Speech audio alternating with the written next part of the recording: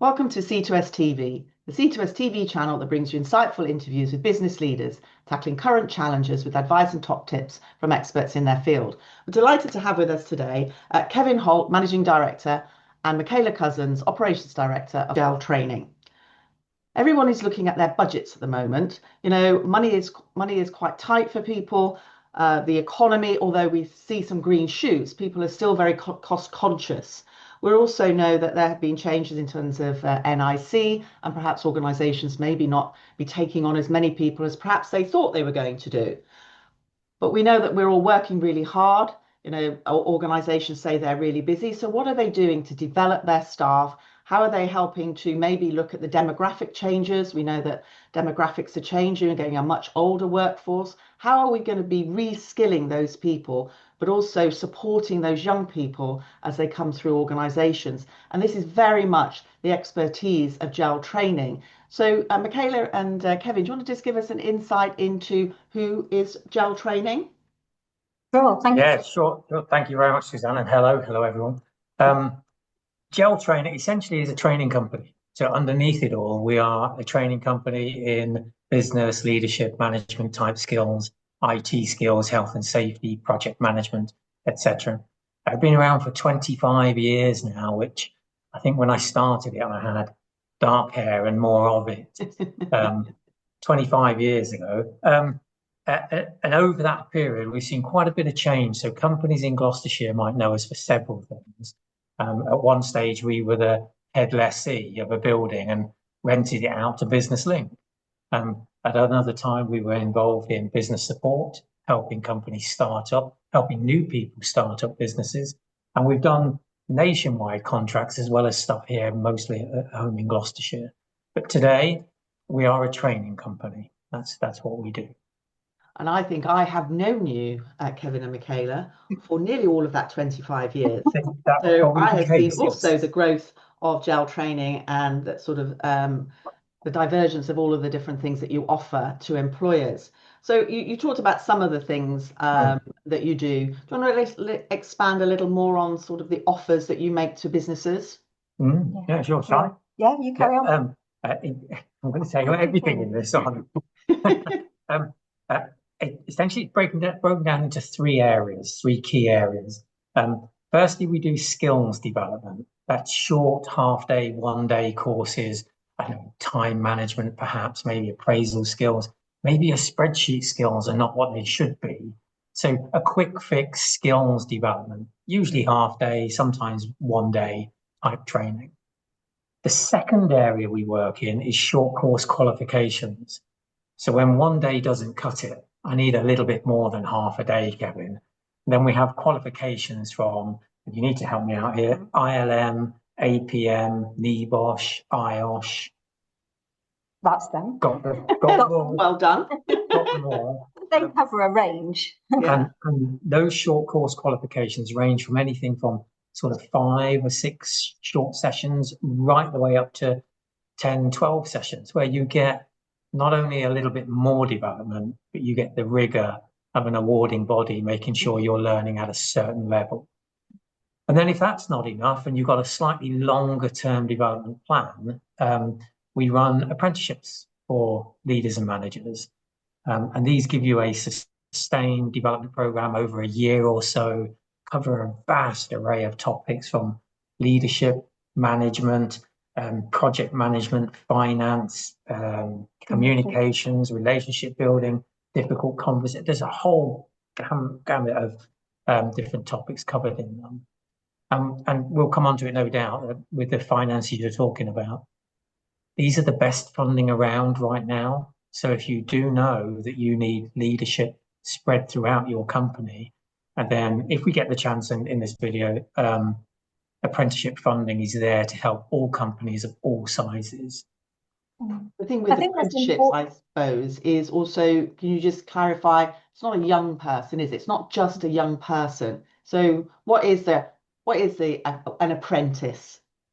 The average age of our apprentices must be 30s, mid-30s as an apprentice. Apprenticeship is the name of the fund.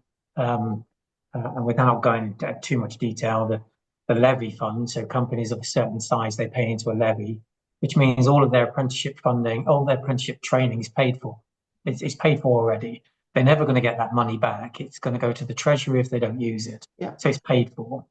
And then smaller companies who don't pay into the levy tend to worry that it's not for me. I've got to take on some 16-year-old. No, they've not. It's for existing staff, and the funding is there for you to the tune of 95% funded.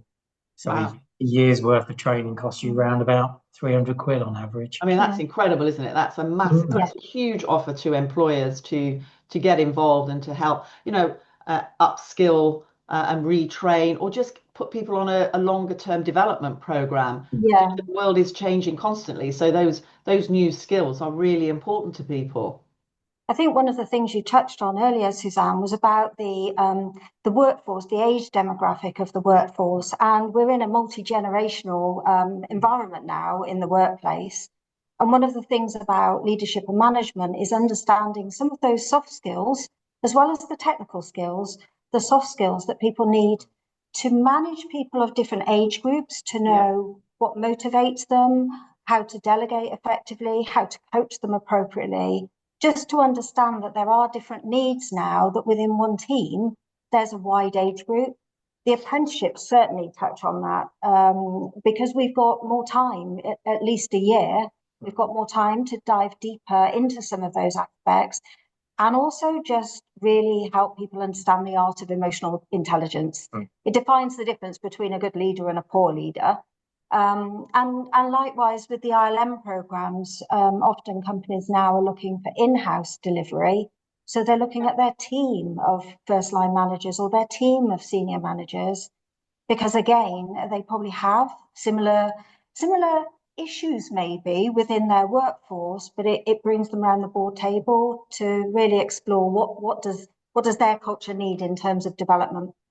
So you'll be able to go into an organization, and if they just want one or two, they can come on kind of your more open courses. But if they've got more staff, or you identify, a common thread or a need, then you can run programs internally for organizations. Yes. Yeah. Exactly. And there has been a definite need for quite a few of the soft skills now, whether that's born out of COVID or it's the fact that really the COVID generation that were in college are now entering the workplace. Some of those soft skills are very much needed, a little bit of resilience, and also NEBOSH fortunately launched some of the subtler qualifications like well-being or environmental awareness or managing stress. So things have actually been modernised. So for anybody thinking about their staff and their training plans and their skill development plans, really it's a good opportunity to have a conversation with you in terms of all of the things that you can provide, and you'll help them to navigate levy, no levy, funding, where does that come from, and maximize the opportunities they have, and make sure they get, they can make that budget stretch as far as they can. Yeah, absolutely. Yeah. And oftentimes it is about working with those that are the decision makers in organizations to know what their year ahead looks like. So it aligns very much to where their strategy is. What is it they're aiming to do at the end of, say, a year, 3 years, 5 years, because skills follow through on that as well. No. And when we were talking about sort of that age range, you talked about an average age of 30. So that does give employers a real big opportunity to look right across their organization. I'm not sure people would necessarily have thought about that when they're thinking about, apprenticeships or short courses, or they'll think, oh, a leadership program, that's going to cost me thousands. And that's not true. No, far from it. But I'm trying to think of our oldest apprentice we had on. I won't give them a name. No. Yeah, but give us the age. We've had them in their 40s, late 50s. Yeah. I mean, let's face it, learning is for life now, and retirement doesn't necessarily come at a certain age. People are working longer and maybe part-time. So again, it's crafting the skills to make the workplace a nicer environment for them too. I think for me, the companies who are switched on to it tend to look at existing skills and those in leadership positions that could just do with some support. But equally, they look at potential. They look at, in 12 months' time, I would like this person to be taking more responsibility in whatever. and therefore they put them on an apprenticeship program to get them ready to take on that responsibility 12 months from now. Really is, they're good programs, they're comprehensive programs, and like I say, they're funded already. So it would be, and it's great, isn't it? It would be ideal if employers did kind of go with their individual training plans, or looking at their employees going, okay, where would we like you to be? That's got to be the ideal. But if you can take people on that journey, they'll start to look at their staff, particularly if they know that what you've got available. I really like the idea, the short courses, the short, sharp fixes in terms of some of the things that people, they don't, a quick, half day or a day just to either remember certain things and reacquaint them, or just give them some new tools and techniques.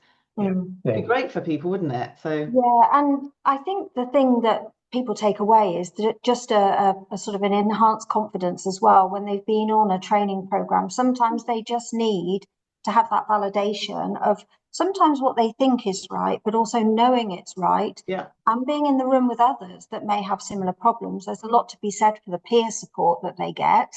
And it's taking time out to just also, obviously we work to the Chatham House rules as well, confidentially, what is it they're having difficulty with that they share, they might and be go away feeling more prepared to share with you some of those things that they're not quite getting back in the workplace. I think for me, one of the things that spans all of the delivery, whether it's a short course or a long-term apprenticeship, so you tend to train people in things that they can then go and use in the workplace the very next day.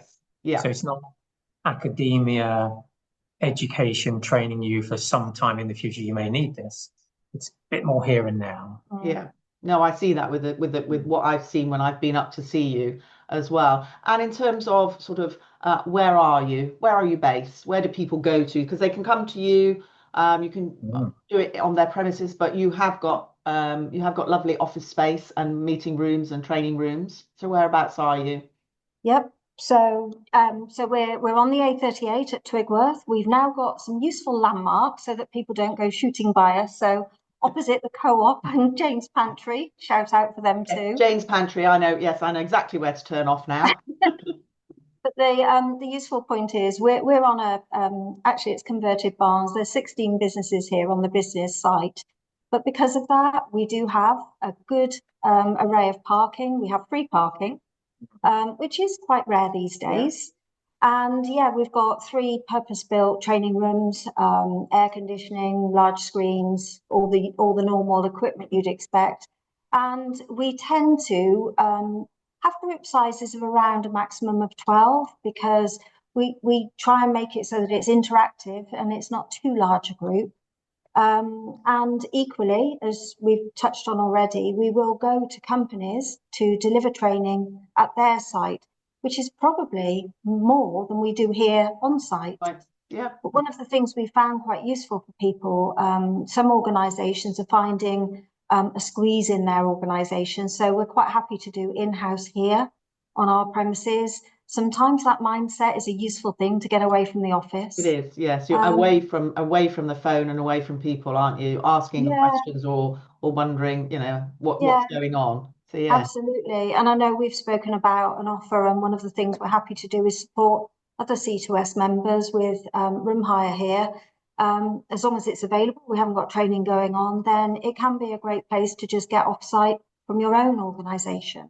Oh, and I can vouch for that. We've run some boardrooms with you and some training sessions out. It's a lovely environment. So no, that's a great offer to C2S members as well. And it's just in terms of sort of your philosophy, you've been going for 25 years. You've obviously, you have changed and grown and developed. That's a great story in itself in terms of where you started with the organisation and now what it delivers. So what is your kind of ethos? Why do you do what you do, and why have you've managed to keep that going and changed over the years? Oh, Suzanne, every morning I get up and ask that question.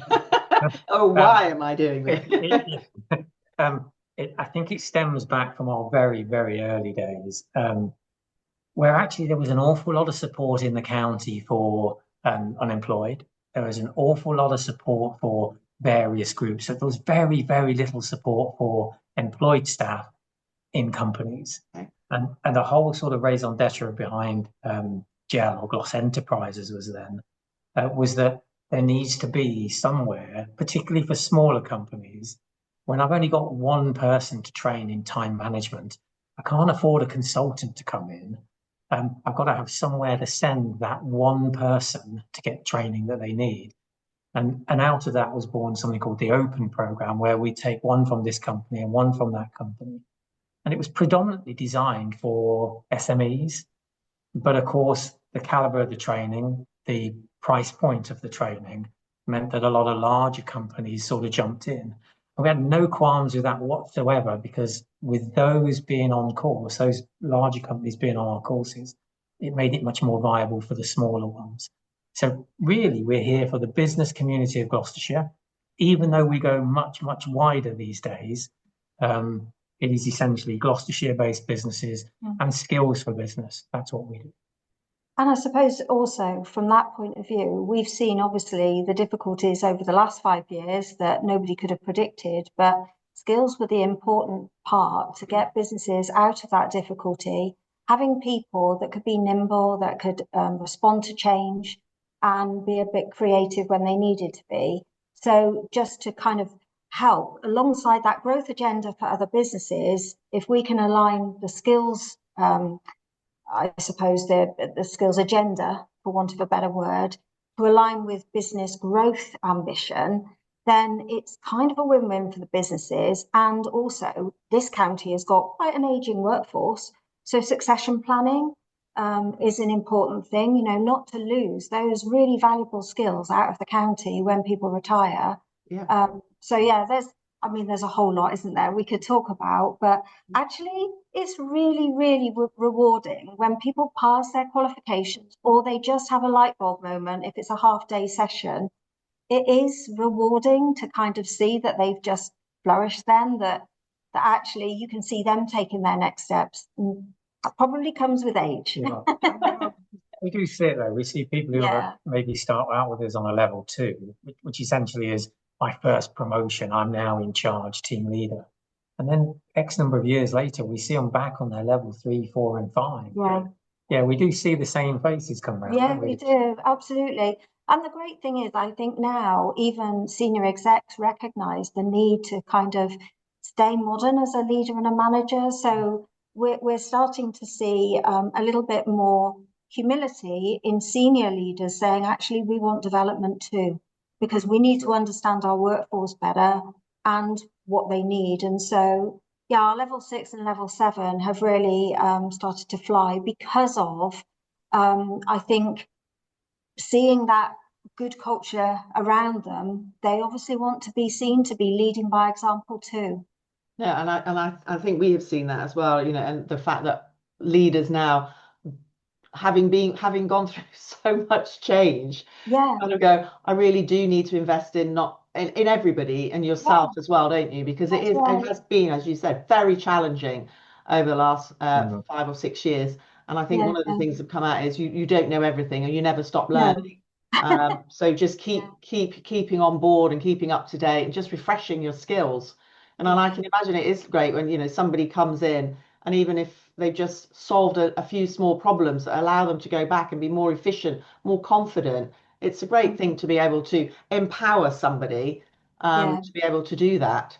So it's great. And we're really, really proud to have you as part of Circle to Success. And thank you very much for the offer to the members.